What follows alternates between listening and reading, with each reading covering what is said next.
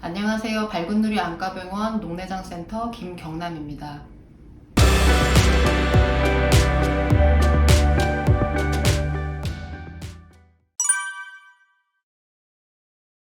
녹내장은 시신경이 약해지면서 이렇게 넓게 보이는 시야가 점점 좁아지는 질환이 되겠습니다. 시신경은 우리 눈에서 앞에서 들여다봤을 때 제일 뒤에 있는 이 구조물이 시신경에 해당이 됩니다. 대부분의 환자들에서는 사실 원인이 없는 그런 1차성 녹내장이 발병을 하고요. 그리고 일부 환자에서는 당뇨와 같은 전신성 질환이라던가 아니면 포도막염 그리고 거짓비늘 증후군 같은 이제 눈의 다른 안과적 질환이 있어서 그것 때문에 2차적인 녹내장이 발생할 수도 있습니다.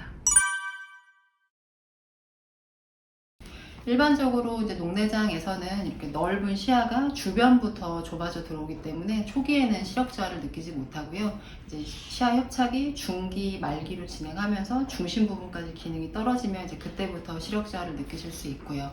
하지만 일부 환자에서는 그 시야 협착이 주변이 아니라 중심 부분부터 진행이 되면서 초기부터 시력 저하를 느끼는 경우도 있을 수 있습니다.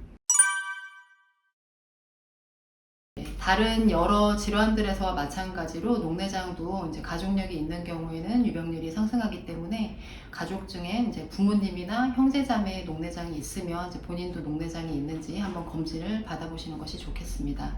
하지만 실제로 이제 녹내장으로 진단되는 환자분들 중에는 가족력이 없는데 녹내장으로 진단되는 경우가 더 많기 때문에 가족력이 없어도 만 40세 이상의 성인이라고 하면 한번 검진을 받아보시는 것이 좋겠습니다. 녹내장에는 여러 가지 종류가 있습니다. 일단 크게 나누면 이제 초기부터 시력 저하 같은 증상이 나타나고 빨리 진행하는 급성 녹내장과 초기에는 증상이 없고 진행이 느린 만성 녹내장으로 나눌 수도 있겠고요. 또 다른 기준으로 나눈다고 하면은 원인 질환이 없는 1차성 녹내장과 당뇨, 포도막염 같은 원인 질환이 있는 2차성 녹내장으로 나눌 수도 있습니다. 이제 본인이 어디에 해당이 되는지에 따라서 예후도 다르고 따라서 치료 방법도 달라질 수가 있겠습니다.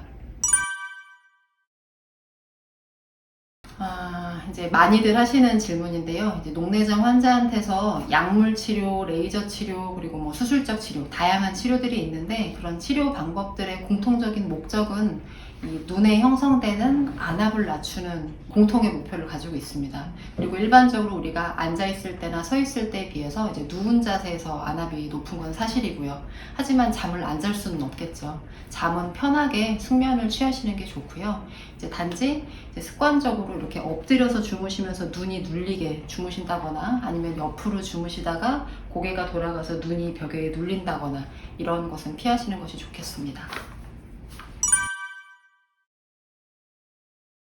네, 녹내장 중에서 뭐 당뇨라던가 포도막염 같은 다른 원인에 의해서 생기는 2차성 녹내장은 당연히 그 원인이 되는 질환을 잘 관리하면 녹내장으로 발전하는 것을 어느 정도 막을 수가 있겠는데요.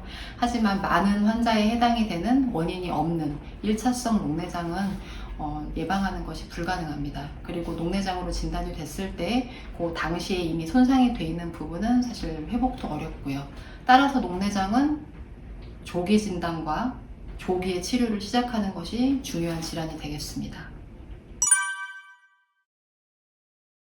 네, 녹내장은 치료하지 않고 방치하면 실명까지 갈 수 있는 질환인 것은 맞습니다. 하지만 대부분의 환자에서는 적절한 치료를 하고 꾸준하게 관리를 하면 현재 남아있는 시야와 시력을 유지할 수 있는 질환이기도 합니다.